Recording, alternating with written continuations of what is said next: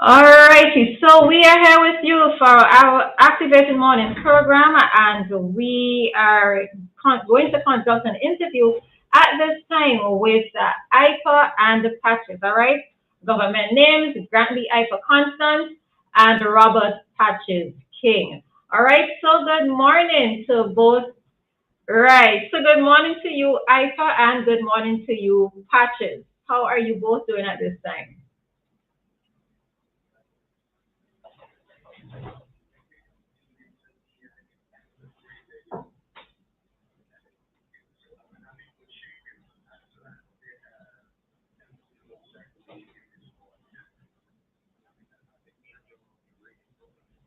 All right.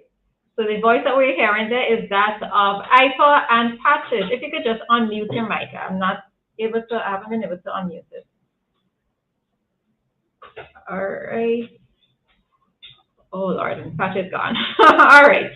So we'll wait for Patches to come back. All right. We've just been having a little bit of a technical challenge this morning.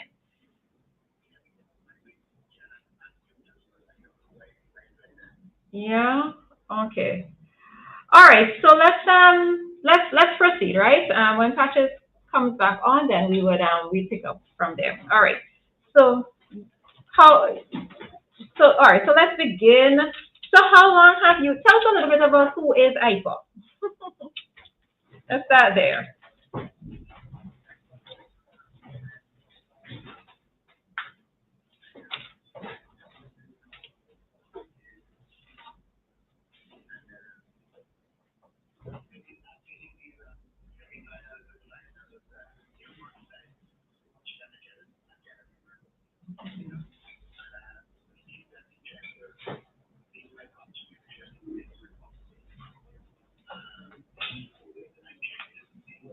Hello? Hello? That was Patches coming in. All right. So Patches, no, you're muted again. What you just did, Patches? Right. Very good. Very Okay. good. You, you're hearing me, right? We are hearing you. We are Okay, hearing good, you. good. All All right. right. We're cooking with gas now, finally.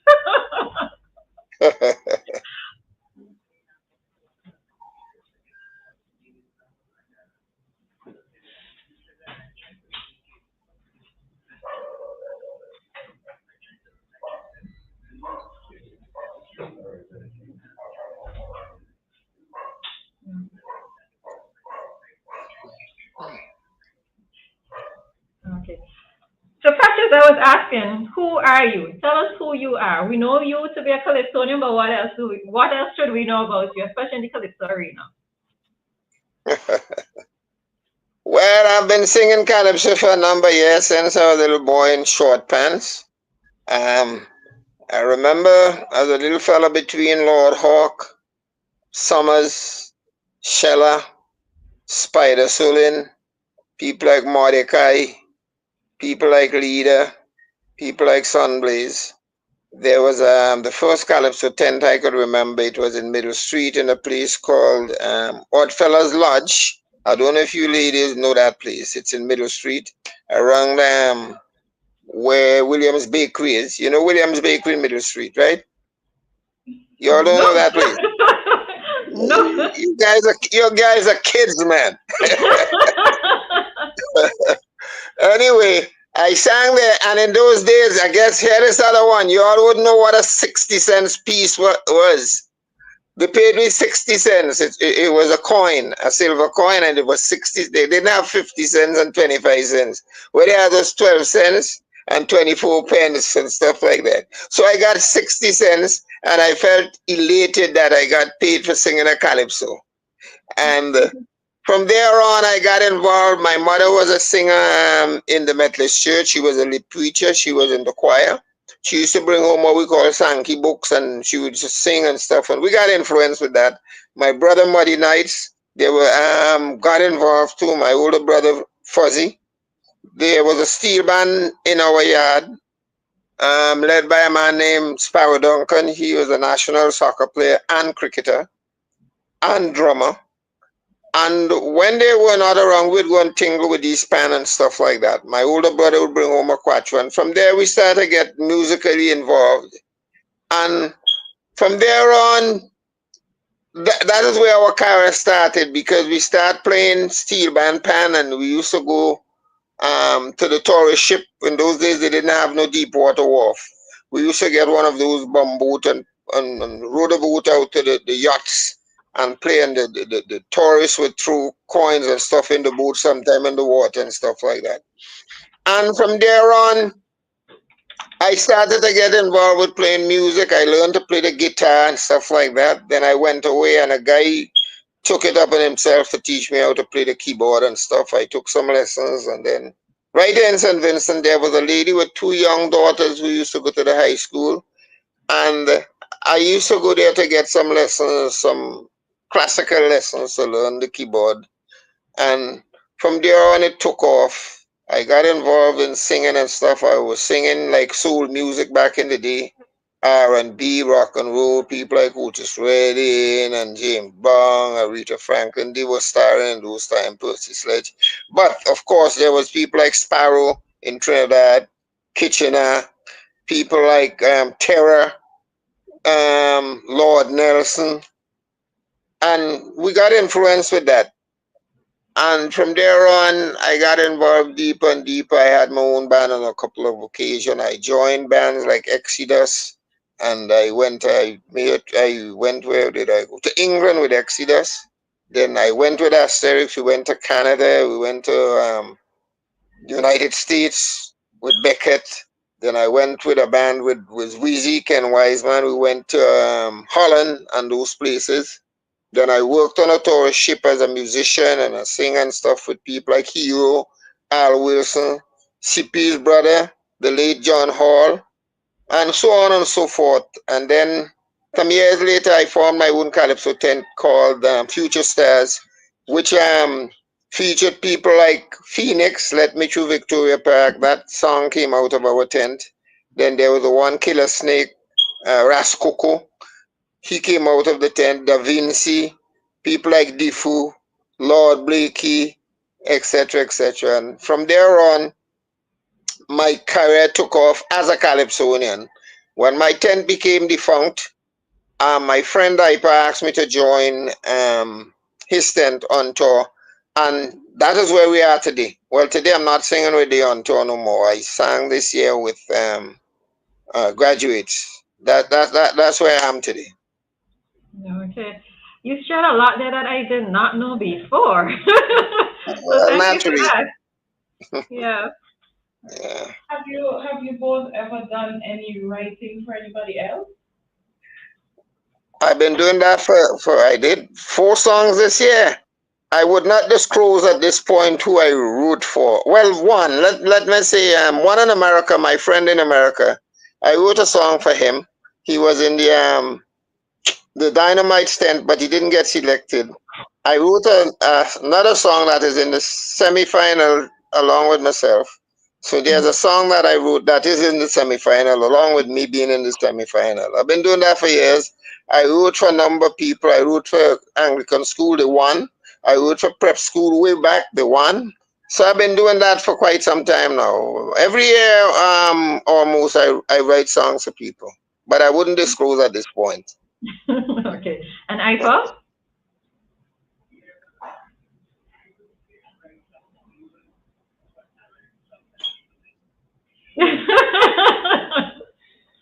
Mm.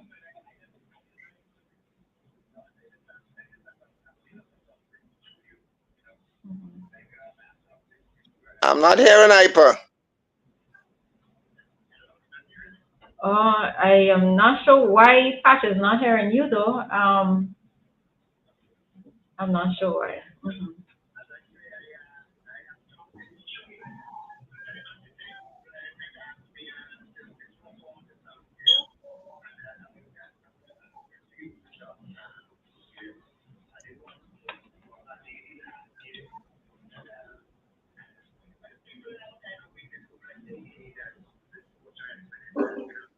Mhm.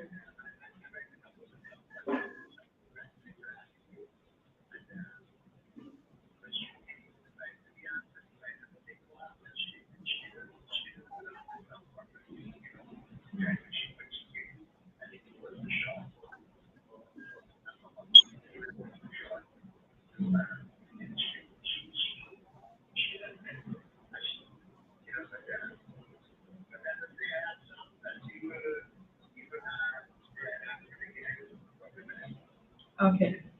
All right. So we're talking about. We know that you both are veteran Calypsonians, right? So for decades, I can't even just say years, decades. Why have you chosen Calypso as opposed to, well, I know Cassius just mentioned that he was a soul singer, and you tend to hear it in his voice as well, being a soul singer. But why have you chosen to stick with the art form of Calypso, let's say, as opposed to entering into raga soca as well as the general soca? Why Calypso?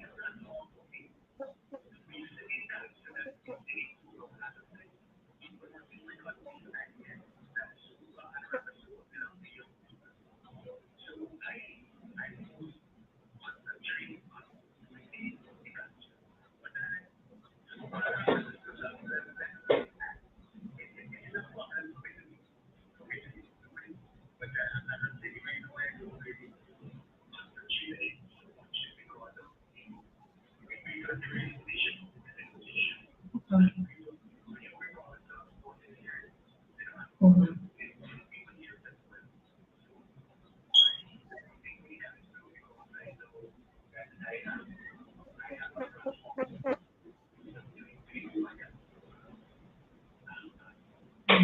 And Practice, what about you? Why did you stick with Calypso as opposed to Raga Soca and Soca?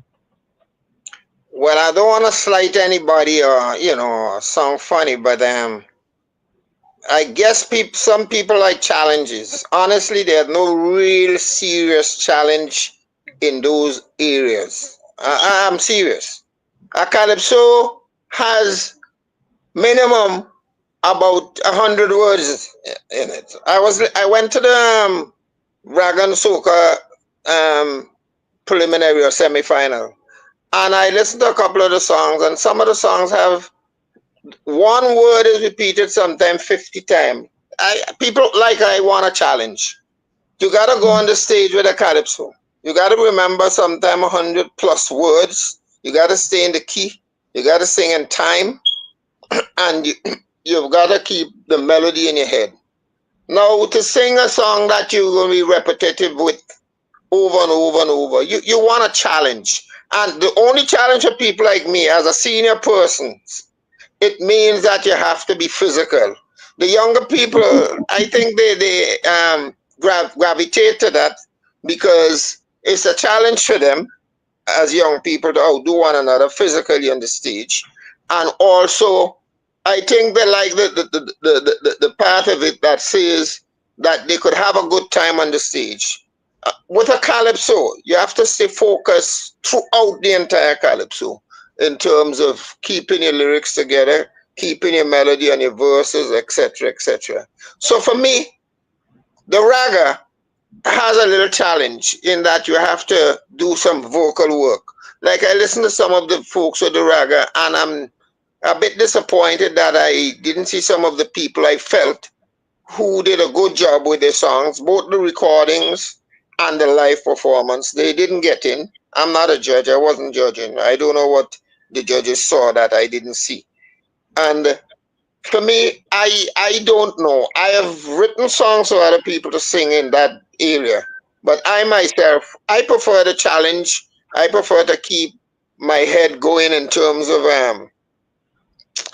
the lyrical context, to get your songs together, to remember all this stuff, and to send a message. One or two of the youngsters who sing in those areas would send a message from time to time. Many of us like to sing commentary, whether it's political, the social commentary, naked, raw social commentary. Many of us prefer to do that. Calypso, I don't want to sound funny again, but it's a very mature art form, very mature. Even the rock and roll and stuff I sing, there's a similar vein. In a rock and roll song, you would repeat certain things about 20 times before that song is finished. You can't do that with calypso. You wouldn't get through. So I guess that's one of the reasons. But as time go by, I guess the raga and the soca may change, and people may put more into it in terms of make it more challenging. That's how I see it. Okay.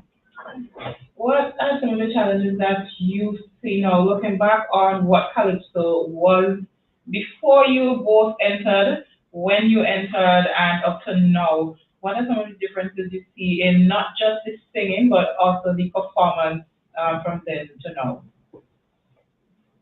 I want to answer that. Yeah, I say so. Go ahead.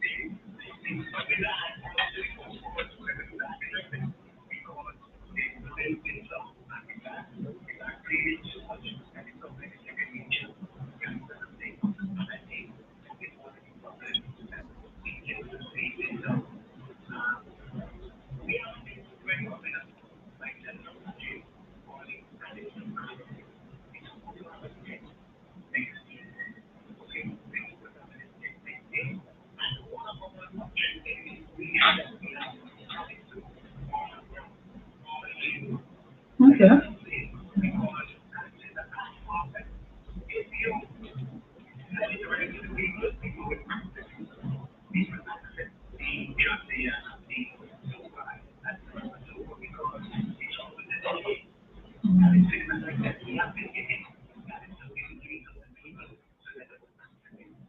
Mhm.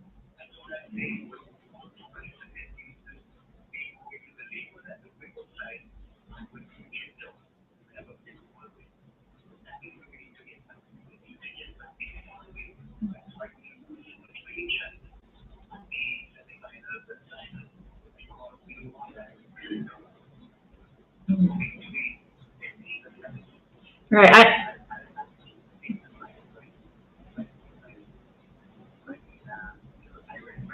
Okay. All right. So then, Tristan, that you're saying that Calypso, it comes across almost as if it's seasonal, and you and Patches, you're trying to get it to be an all year activity, right? Or in the faces of persons all year.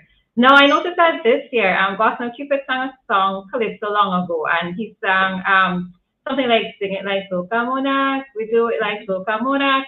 So that's song. Is it a case where you think is that many persons look at Calypso in a sense of it being dying because persons want more lively type of songs being sung as opposed to what we traditionally think of calypso music as being. Patrick, you could probably, okay. Um, my thing that I don't agree with certain things in terms of Calypso dying. What I think is my personal opinion is that Calypso and Calypsonians challenge the power structure. They challenge the status quo of the country. They challenge corruption. They challenge bad behavior. While at the same time, many Calypsonians would sing about the beauty of SVG. They would sing about and honor people who made sterling contribution to the nation. They give jacket. There's a love-hate relationship in not only this society, but across the Caribbean with Calypsonians because certain people do not want the dirty linen to be exposed, and Calypsonian does that, unlike the other genres of music. They don't do that. Very rare you would hear the other genres talk about social problems. Very rare. They would sing about mash up, break down, wind up, jam up. Some Calypsonians do that. Okay, there's a room for that. But I'm saying Calypsonians and Calypsonian dying because of that. People would not sponsor Calypso shows because they don't like what some Calypsonians sing. I've heard people say many times, man, me ain't going in that tent because Patch is singing in that tent. Me, I like we sing. But the essence and the basis, the fundamental of Calypso is to expose wrongdoing in the society. Calypsonians that sing on each other. Many Calypsonians sing on me, not nothing bad, but because of my activities in the society, whether socially or politically, people would put me in songs. I don't feel offended. People see things that way. So for me, Calypso is not really dying. People have, and many Calypsonians believe, people have certain plans that they would mute Calypso, like you mute a microphone, keep it on the down low, and push the other genres that do not attack bad behavior, that do not attack corruption in the society. That is my firm belief. Calypsonian would sing up tuba, wine, and jam. There are many Calypsonians who do that. Many great Calypsonians. They would sing that because they're part of our Caribbean society. But those same Calypsonians will tell you, hey, you see that man over there? You got to keep an eye on him. Without actually defaming that person. He did so. And we have the evidence. And you put it in a Calypso. Certain people don't want to hear that. They don't want to be exposed. So for me, Calypso has a part in the society, and we got to try to get the Calypso back on a broader level in the schools and stuff. Like we used to go to the schools long ago. When Joyce, he was in our Calypso tent, and the same GC is the one who sang that song that you just quoted from.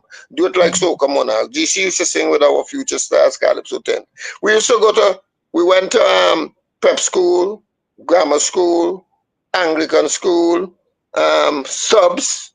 We went to several schools and perform all around this time. We would go to the school and perform. But there are certain people in the society who don't want the Calypso to develop any further because some of them act as if the schools belong to them. The headmistress don't want no Calypso here. They're Calypsonists, ladies, that could be sung in church. Beckett have songs you could go into church and sing. Razam, Vibrating Cakes have songs. Hyper song, Peace and Love. You could sing that anywhere today. You could, any forum. Unlike some of the other type of song, you can't go in the church and say jam and wine and cock up your leg and stuff like that. You can't do that. I'm not knocking it. I'm just being realistic. That's all. Okay. All right. So final question because we're a bit pressed for time. So Dianna, over to you. I don't even know what to make my final questions or all the questions I have. But I suppose I could make this my final. Do you think that the person who came before you, those Calypsonians that you worked with, those names that must be mentioned whenever you're talking about the art form, do you think that they would be pleased with the work that you both have been doing in the art form and for the art form over the years? All right. I think you probably for both of you. Yeah. Let Hyper answer. I'll listen. In terms of carrying on the legacy of Calypso.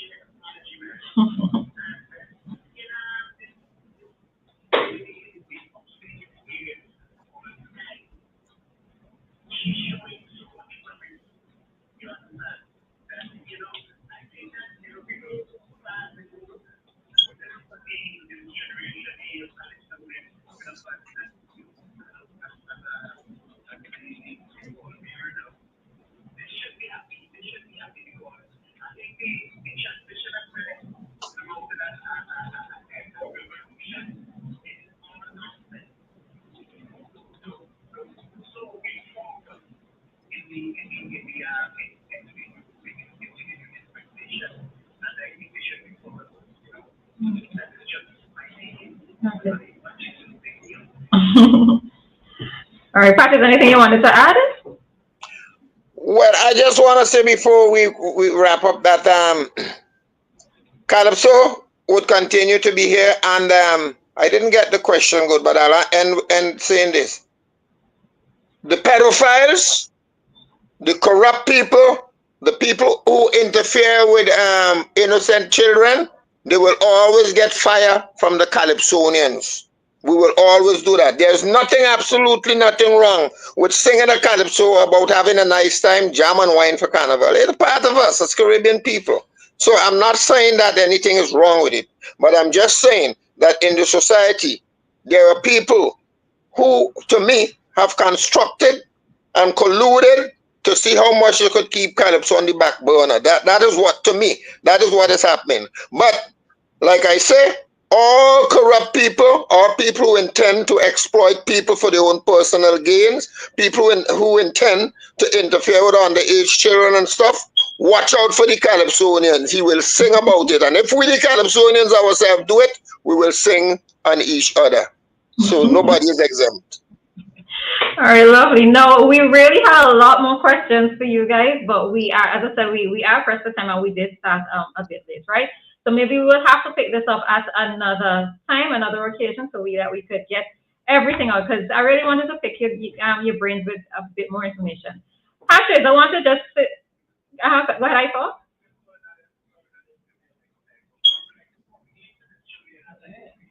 Sure, sure, sure. And that is always welcomed. Always welcomed. All right. All right. So, Patrick, I wanted to tell you though, I've been trying to get my hand on your song "White Falls" for a while, right? Because that's one of those songs that I grew up listening to, and it was one of those songs where I was happy that I could use the word "damn" because we use the word "damn" in the song, right? I started as a child, so I don't know if you could. Well, I have your contact number, so if somehow I don't know if you have it recorded and how I could get it, but I've been trying to get my hand on that song for a while now. Okay. I'll try to get it for you. Lovely, lovely. And that was another question that I wanted to ask in terms of, the documentation of a lot of these songs where, yes, Calypso artists perform the songs in the tent, but a lot of the music isn't recorded, all right? So we're losing a lot of history there as well, but we'll pick that up another time, okay? Yeah, okay. So Thanks for having us. Patches, we're so happy to have had you this morning. We know there were a little bit of technical glitches, but y'all figure it out. So we would sort things out for another occasion. But thanks very much for taking the time to be with us this morning. I appreciate it. Thank you all a lot. Thanks. You're welcome. Okay, bye-bye. Bye. Bye. All right. All righty, and that concludes